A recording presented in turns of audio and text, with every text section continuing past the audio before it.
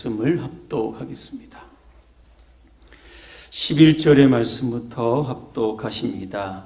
그가 어떤 사람은 사도로, 어떤 사람은 선지자로, 어떤 사람은 복음 전하는 자로, 어떤 사람은 목사와 교사로 삼으셨으니 이는 성도를 온전하게 하여 봉사의 일을 하게 하며 그리스도의 몸을 세우려 하심이라. 우리가 다 하나님의 아들을 믿는 것과 아는 일에 하나가 되어 온전한 사람을 이루어 그리스도의 장성한 분량이 충만한 데까지 이르리니 이는 우리가 이제부터 어린아이가 되지 아니하여 사람의 속임수와 간사한 유혹에 빠져 온갖 교훈의 풍조에 밀려 요동하지 않게 하려 함이라. 오직 사랑 안에서 참된 것을 하여 범사에 그에게까지 자랄지라. 그는 머리니 곧 그리스도라. 그에게서 온몸이 각 마디를 통하여 도움을 받음으로 연결되고 결합되어 각 지체의 분량대로 역사하여 그 몸을 자라게 하며 사랑 안에서 스스로 세우느니라. 아멘. 그리스도의 몸을 세웁시다는 주제로 말씀을 드립니다. 여러분, 교회는 무엇입니까?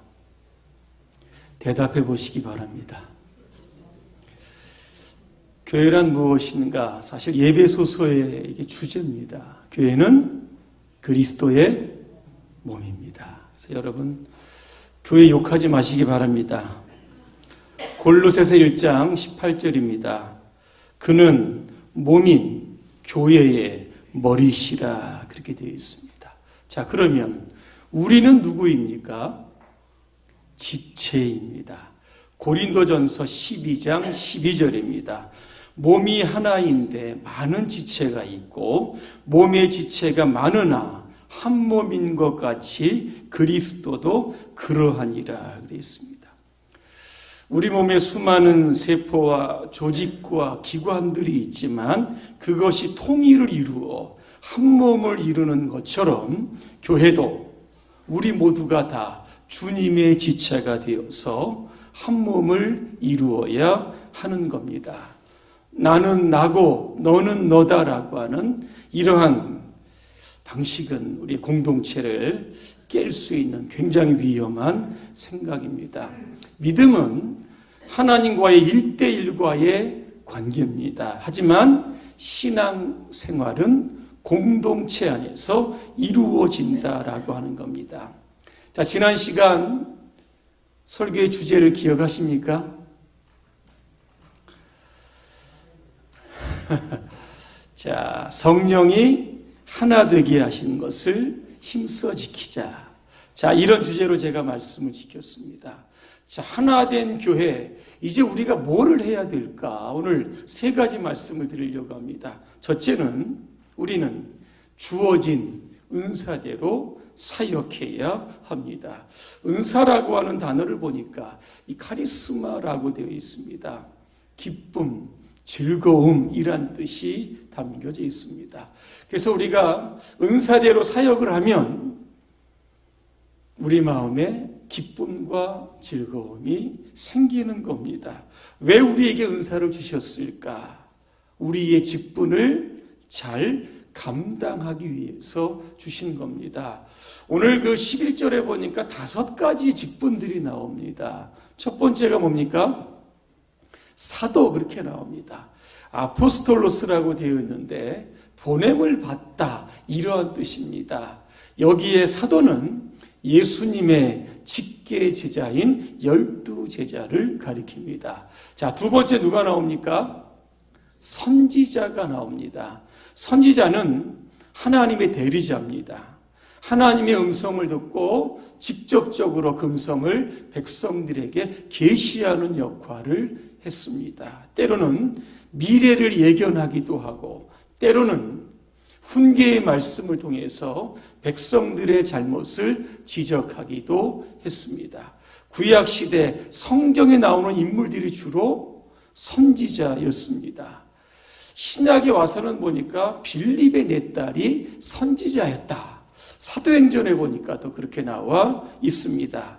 자, 요즘의 사도, 요즘의 선지자, 이러한 직분은 없습니다. 이것은 1세기에 한정된 직분입니다. 지금은 이런 단어를 사용하지 않습니다. 세 번째가 뭡니까?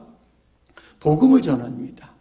순회 전도자, 이들이 바로 복음을 전하는 사람들입니다. 네 번째는 뭐죠? 목사입니다. 포이맨이라고 해서 목자라고 하는 뜻입니다. 주님의 양을 위탁받아 그들을 먹이고 이단으로부터 그 양떼를 지키는 사람, 이게 바로 목사입니다. 그 다음에는 뭡니까? 교사가 나오고 있습니다. 교사는 가르치는 사람을 의미하고 있습니다. 그러면 이 직분을 누가 주셨습니까? 교회 당회에서 결정해서 여러분에게 드렸습니까? 11절에 보니까 삼으셨으니 그렇게 되어 있습니다. 이것을 원어에 보니까 임명한다 그랬습니다.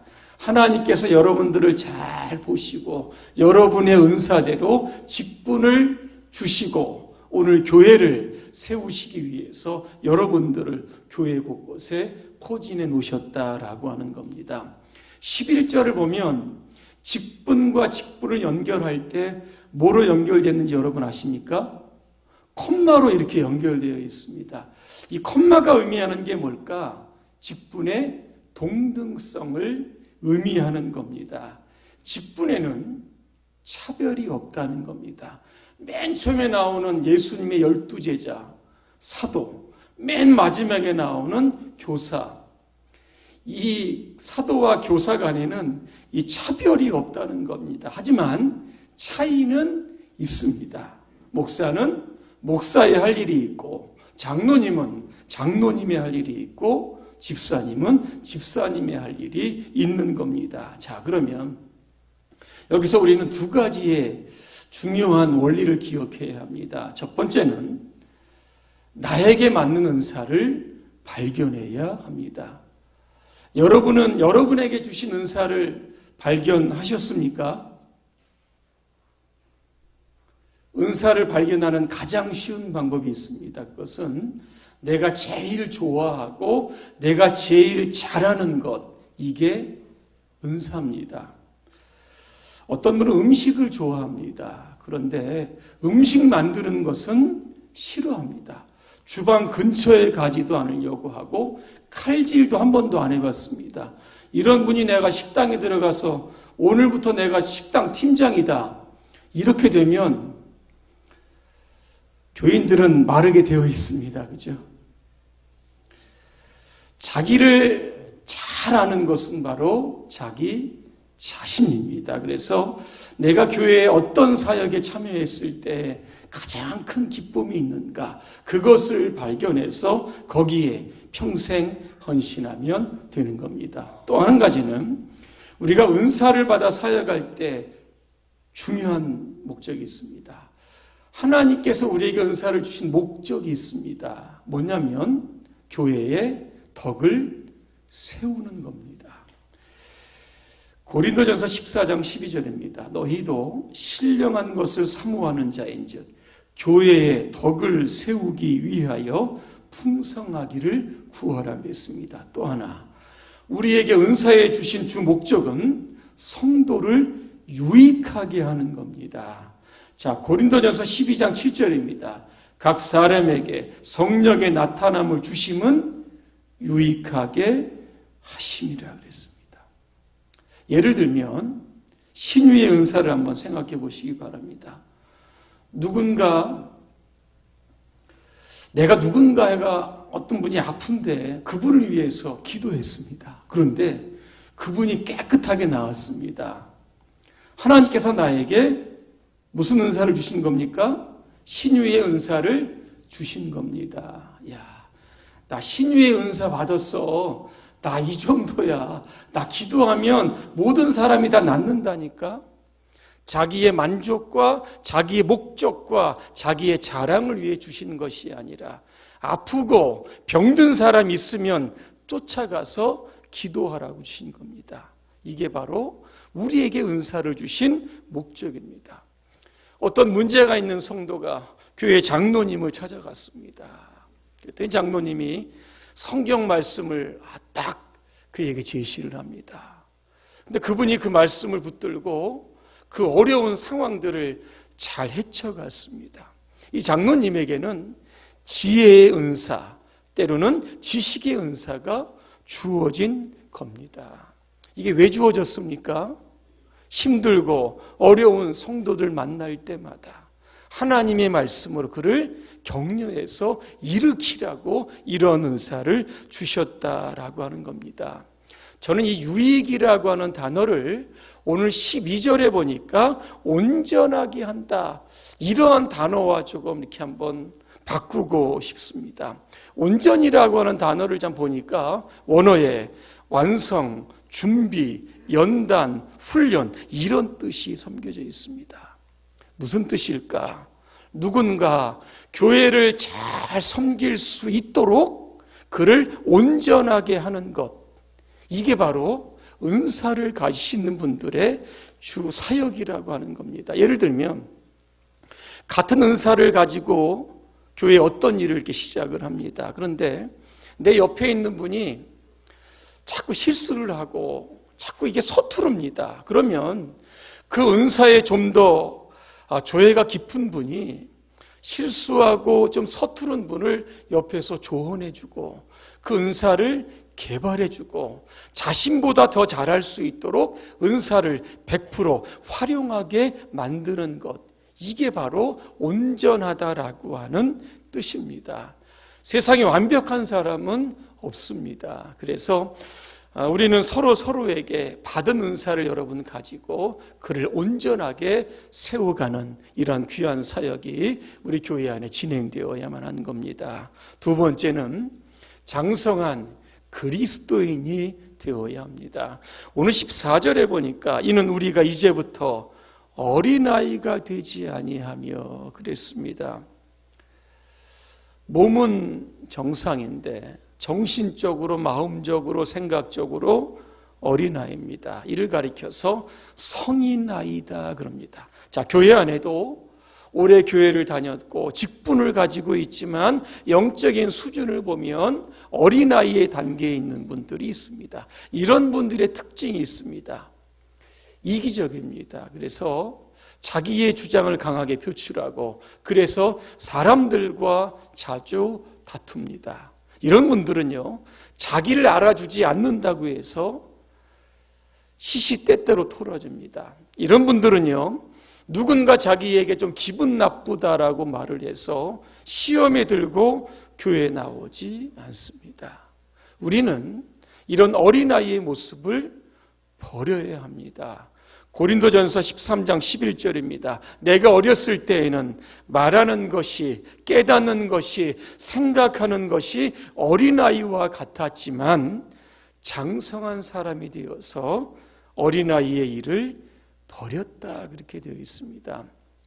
종교개혁자 루터는 신앙을 성화의 과정으로 그렇게 설명을 합니다. 그러면서 사람이 장성하는 과정을 이렇게 그는 글로 표현합니다. 우리는 장차 완성될 모습에 아직 이르지 못했으나 그것을 향해 자라고 있으며 그 과정은 아직 끝나지 않고 계속되고 있습니다. 이것은 종착역이 아니라 가는 여정이 있으며 모든 것이 영광 중에 빛나지는 않지만 모든 것이 성결케 되는 과정입니다. 그렇게 되어 있습니다. 여러분, 우리가 계속 성화라고 하는 이 목표를 향해서 여러분 계속적으로 성장해야만 하는 겁니다. 이 성장을 방해하는 요소들이 오늘 성경에 나와 있습니다. 세상의 여러 가지 풍조와 교훈들, 여러분 이런 것들을 여러분 버리고 어린아이의 신앙에서 여러분 벗어나서 장성한 그리스도의 신앙으로 날마다 성숙되어지시기를 주님의 이름으로 축원합니다. 마지막 세 번째입니다. 오직 사랑으로 섬겨야 합니다. 15절에 보니까 오직 사랑 안에서 그랬습니다. 이 사랑이라고 하는 단어를 어떤 단어로 바꾸어 볼까? 오늘 성경을 읽다가 저는 이 마디라고 하는 단어로 좀 바꾸어 보려고 합니다. 16절에 보면 마디가 나옵니다. 이걸 영어 성경에 보니까 어떤 데는 이 조인트라고 되어 있고 어떤 데는 리거먼트라고 되어 있습니다. 이게 의학 용어인데요. 인대라고 하는 뜻이고요. 또 하나는 결속력이 있다. 이런 뜻도 담겨져 있습니다. 여러분, 몸을 연결하는 것이 이게 마디입니다. 마디가 없으면 이게 다 따로따로 놀게 되어 있습니다. 자, 교회를 하나의 몸으로 연결시키는 것이 도대체 무엇일까? 사랑이라고 하는 마디입니다. 오늘 16절에 보니까 그에게서 온몸이 각 마디를 통하여 도움을 받음으로 연결되고 결합된다 그랬습니다. 연결되고 결합된다. 이게 무슨 뜻인가 하면 공장에 있는 기계의 톱니바퀴들이 착착 맞아 돌아가는 것을 의미하고 있습니다. 여러분, 무엇이 교회에 있는 성도들로 하여금 주의 일에 여러분 원활하게 헌신하게 만들까? 그것은 바로 바울이 이야기하는 것처럼 사랑이라고 하는 이 마디입니다. 그래서 좋은 교회는 큰 교회가 아니라 사랑이라고 하는 마디로 촘촘히 연결되어 있는 교회가 주님이 원하시는 교회입니다. 우리 교회 모든 성도들이 저는 이제부터 서로에게 사랑의 마디가 되어줬으면 좋겠습니다. 그래서 서로를 주님의 사랑으로 여러분 견고하게 세워가시기를 주님의 이름으로 축원합니다. 기도하겠습니다. 은혜로우신 하나님, 우리에게 맞는 은사를 주시고 그 은사를 통하여 우리에게 주신 직분을 잘 감당하게 하시니 감사합니다. 우리가 은사를 활용할 때에 자신의 만족이나 자신의 자랑이 아니라 교회의 덫과 성도의 유익을 위해서 쓰여지게 하여 주시옵소서. 특별히 우리 교회 안에 우리 모두가 사랑의 마디가 되게 하여 주시옵소서. 그래서 화합하는 공동체, 축복의 공동체, 아름다운 공동체를 세워가게 하여 주옵소서. 예수님의 이름으로 기도합니다. 아멘.